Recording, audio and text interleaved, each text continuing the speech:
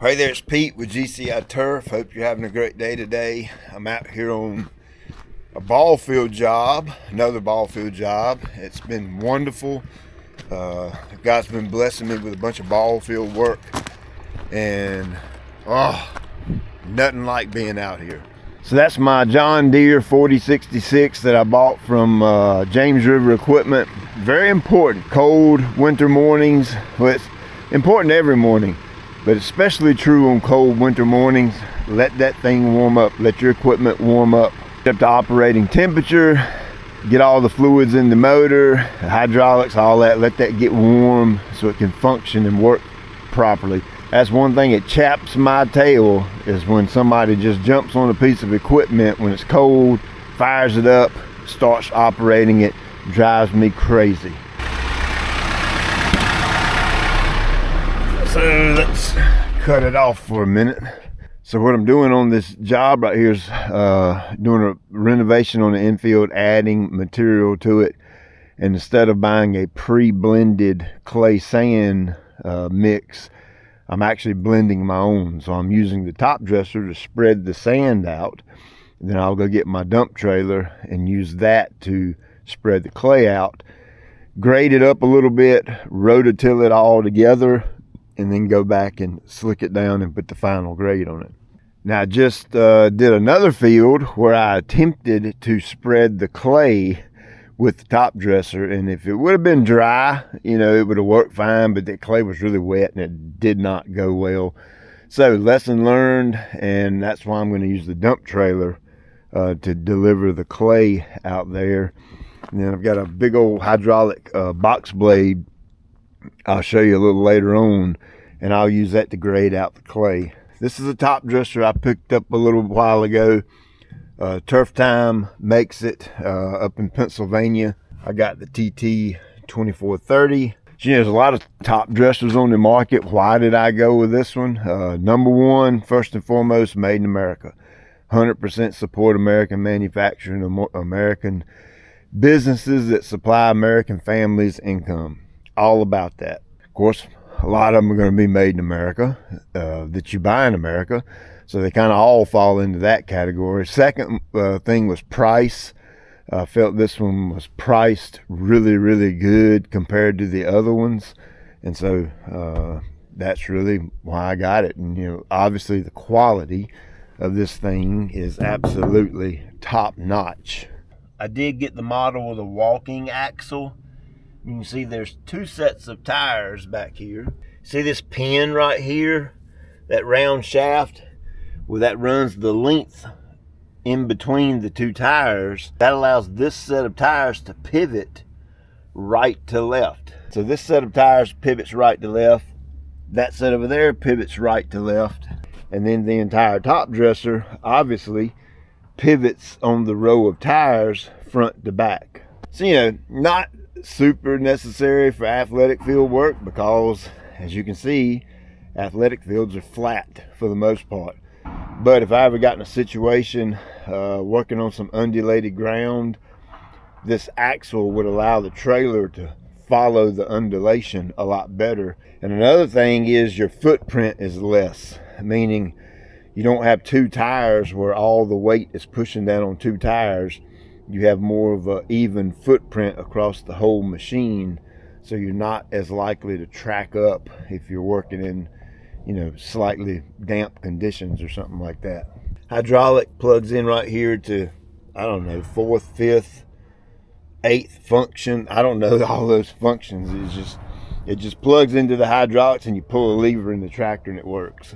And you follow the hydraulic lines back. Here's your controller. You can set your spinner speed, which are these two discs down here, just like you'd see on a fertilizer spreader. And then here's your belt speed. And the belt is right here. That's what turns and feeds the material and drops it down on the spinner. 4.5 cubic yard capacity, so it holds a pretty good little amount. So depending on how much you want to put out and how wide or how narrow you want to spread the material, in this case it's sand, you just kind of play around with these and get them to where you want them. I'm going to put a light coating on and spread it a really far distance. Of course, you would crank the belt way down so that it would feed the spinner a little bit at a time, and then you crank the spinner way up so that it would throw it a further distance. You're going to dump a lot of material in a small area. Of course, you could crank the belt up a little bit and then dial the spinner way back. That way it wouldn't throw it out quite as far. It's pretty cool. I think the thing will throw around 40 feet.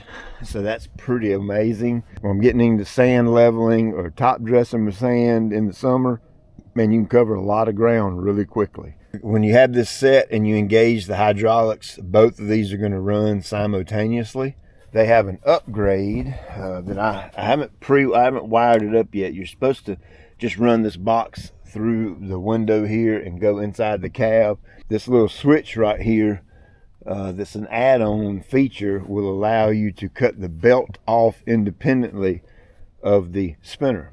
Well, why is that important? Well, if you got both of them running and you automatically shut one off when you kind of get to the end of your run, you're going to have a little bit of buildup on the impellers, on the spinners, and it's going to dump right there. Well, by being able to cut the belt off, you cut the belt off only and leave the spinners continuously running. That way that last little bit of sand that kind of falls down on the spinners there, it'll disperse it and you won't have a pile left at the end of your run.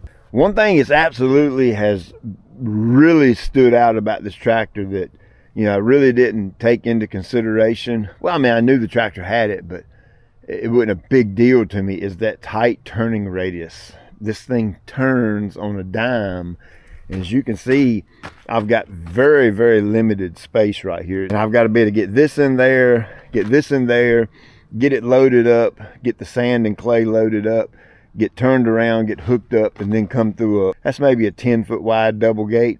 So that tight turning radius really comes in handy when you're working in these tight locations like this. Let me finish getting the sand put out, and I've got to load up, run back to the shop, get the trailer, and come on back and we'll start loading the clay.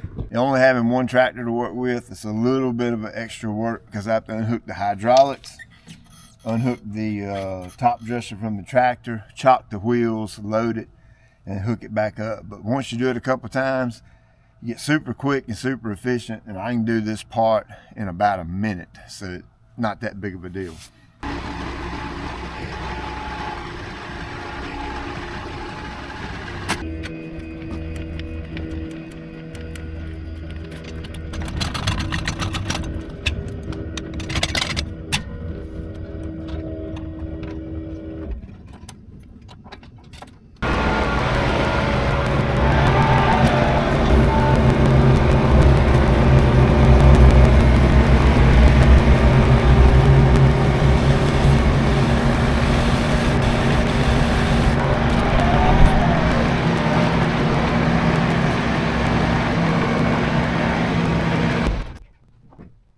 So I got all the sand down, same Tough Time equipment, DT12. It's got the same style walking axle, same type of hydraulic connection, and it's a dump trailer. Obviously you can't pull this on the road, it's not DOT legal.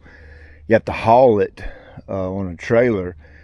But the reason I got it is, remember some of those early on Ballfield renovations where I used my Ventrac and I would have to transfer the material from, say, over to a pile, over to the field. Now this one's a short distance, okay? This isn't that long of a distance, but the majority of them are a longer distance. I have to dump the material on away from the actual fields. It takes forever to get it to the field. Well, I graduated, got my John Deere, and it's got a much larger bucket. I can go a little bit faster, get it done quicker. This is just a way that I'm continuously trying to be more efficient. So I invested in one of these, and now I can load this up, and in a matter of 4, 5, 6 loads, I can take the entire mound of clay over there and get it out to the field. But these sides come off,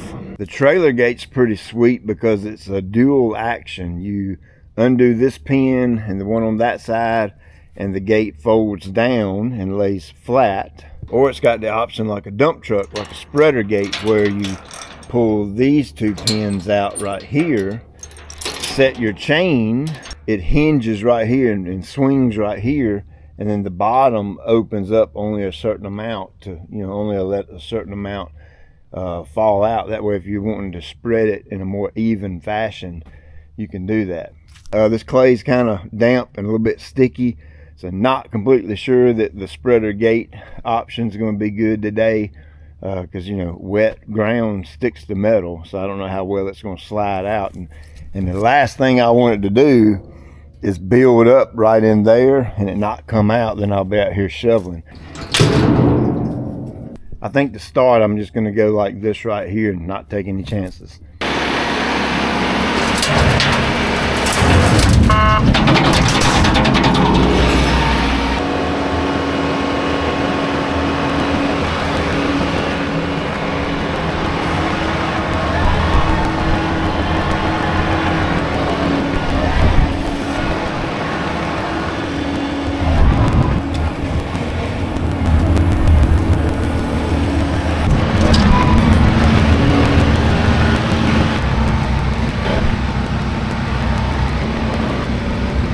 Okay, so got all the clay down. I learned something. I think that moving forward, if the clay and sand are dry, I will transport it from the dump location to the field with a top dresser. It has to be dry though. That's the caveat with that. If it's not dry, slightly moist, damp, wet, whatever, then I'm definitely going to use the dump trailer for both the sand and the clay.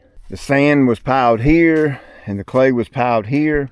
It was roughly equal piles, but it took me half the time to haul the clay using the trailer to the field than it did hauling the sand with the top dresser. The capacity on that trailer is just quite a bit more than the top dresser, so makes sense.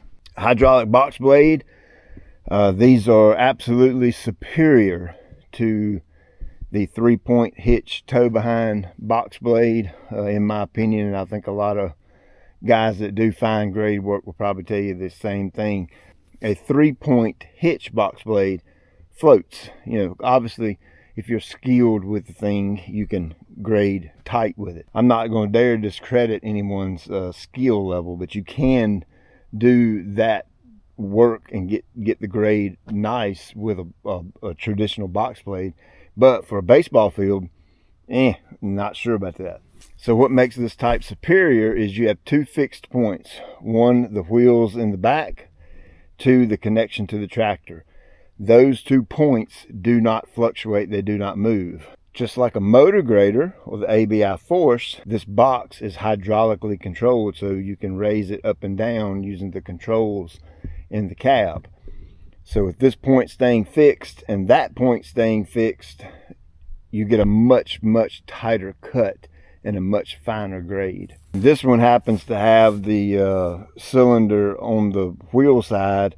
That way you can pitch it, if you're going to put a crown in a gravel driveway, or if you need to, cut something at a slope. Rippers, so if you wanted to, flip those upside down and rip the place up while you're cutting it. So my clay's out there. Basically, I'm going to do is spread it all around. I'm trying to create 2 layers, the layer of sand, and then right on top of that, a layer of clay. Come over here with the tiller and the Ventrac and rototill the new clay, the sand, and the existing material all together and make a really nice mix. And I got this thing off Amazon. I don't have a laser grading system on here. You can see I've got the mount and the pole ready to go. And since I don't have that, I'm just going to stick that right there. And I can see that from the cab, and that will be my grade, so I can look at that and tell where I'm at. Made in America.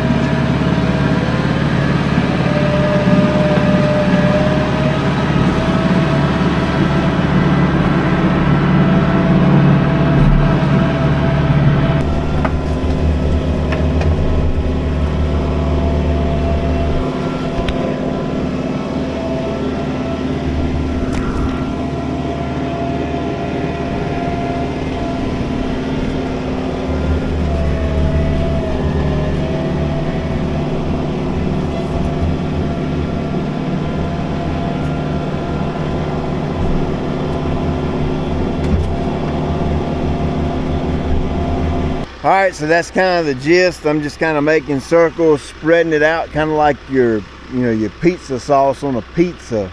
I just want to spread it out, get it good and even over the whole field. The edges, I will work it over to a certain extent, but a bigger piece of equipment, it's harder to get it fine detailed, so I'll do all that with the ABI tomorrow. But I'm gonna be out here another hour or so, just fine tuning all this, and tomorrow I'll load up the ABI Force and the Ventrac with the rototiller, and I'll come in and rototill this and mix the clay, sand, and a little bit of the existing material that was already here. And a lot of these little chunks and clods and stuff like that, they would just bust right up and turn into a very fine material so that I can put the fine grade on it. So see you tomorrow.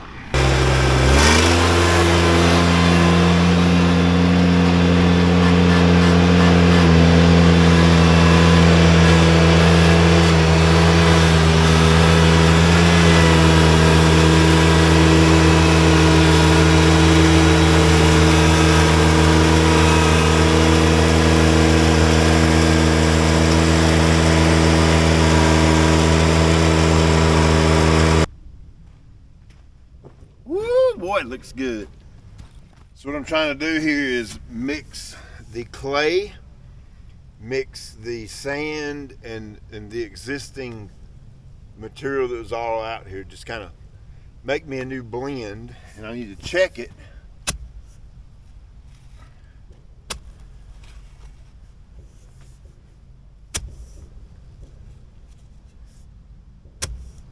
Yeah, it looks pretty good.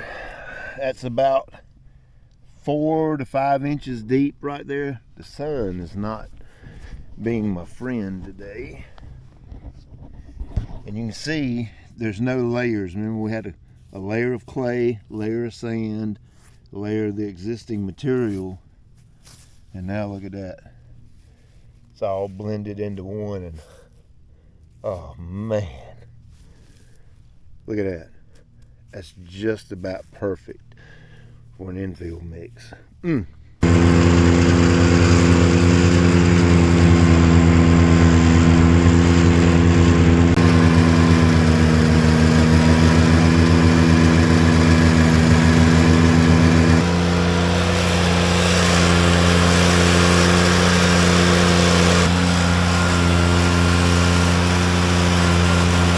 Alright, so here's the area where third baseline was just is way off. Over the years, I reckon it just kind of got off, but it was way over there, so I lined it back up, took the sod from there, put it over there, and we'll just let the Bermuda next summer grow over to the line because I didn't have enough sod to finish that up. So just backfilling this with the clay mix.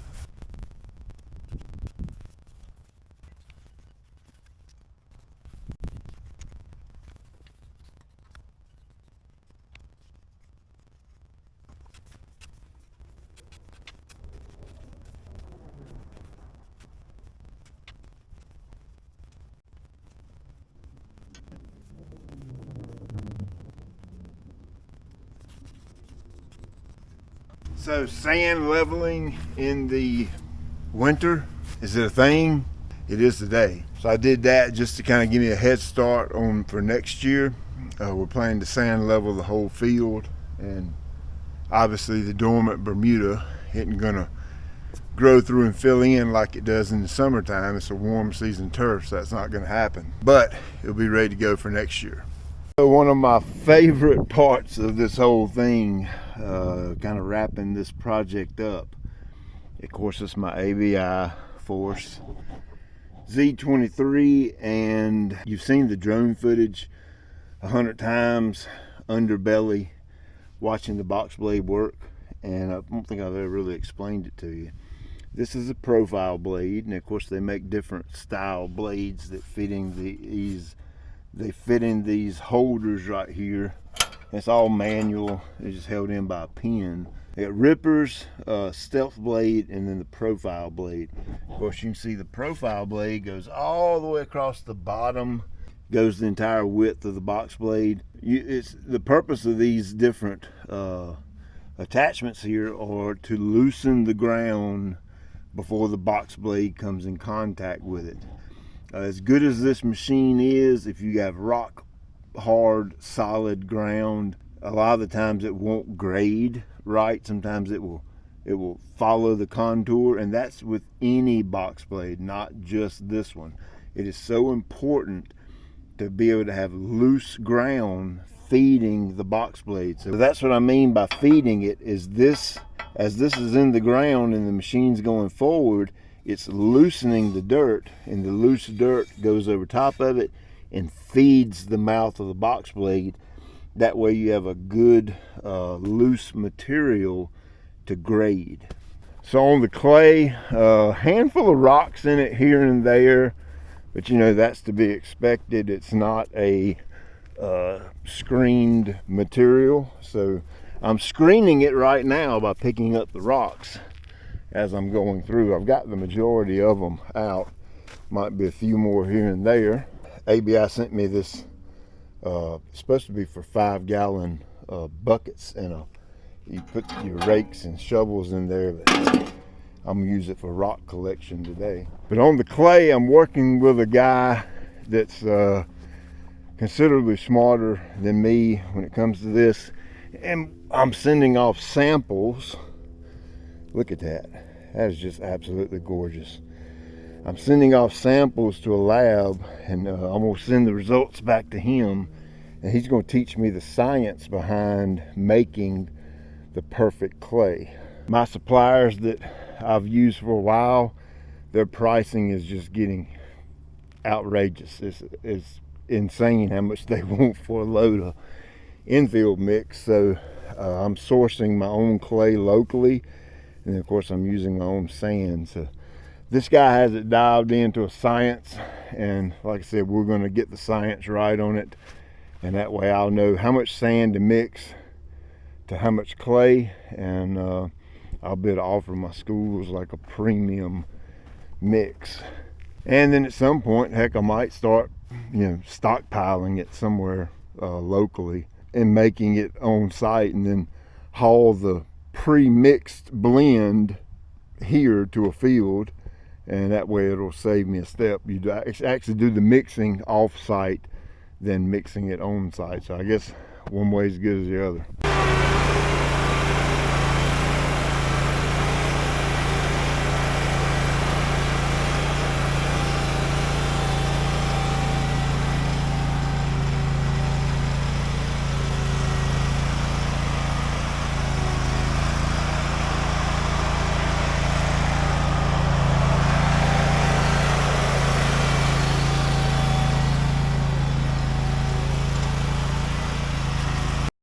So I've been asked a few times in the comments I've seen, Pete, why do you grade in circles? Well, grading in circles is better than grading straight lines.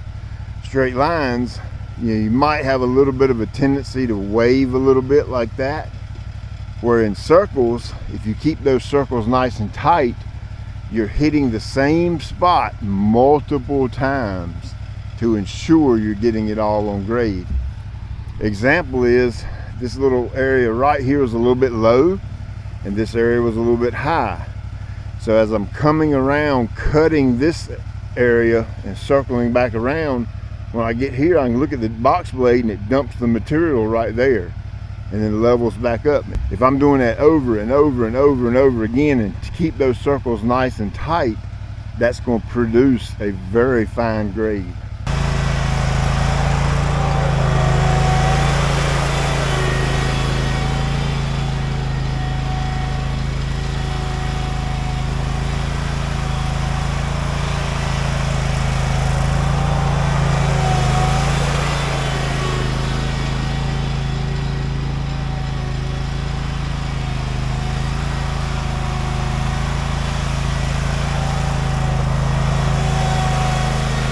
So back out here the next morning, gonna wrap this up here in the next couple of hours. I've got the Vibraflex on there, and I'm gonna mount the camera under the belly so you can see that thing work. It's amazing what it does. But the clay has become very tight and compact. Of course, that's what I want it to do.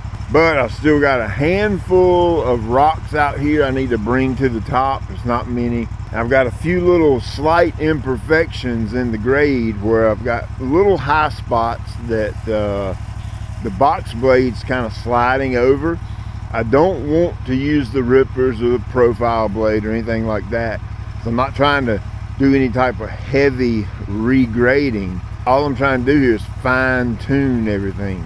So this Vibraflex is a bunch of pins sticking out of the bottom, and it just kind of loosens the top 1/4 inch of ground, and it'll cut right through those little high spot imperfections and kind of drag it right beside it to the low spot.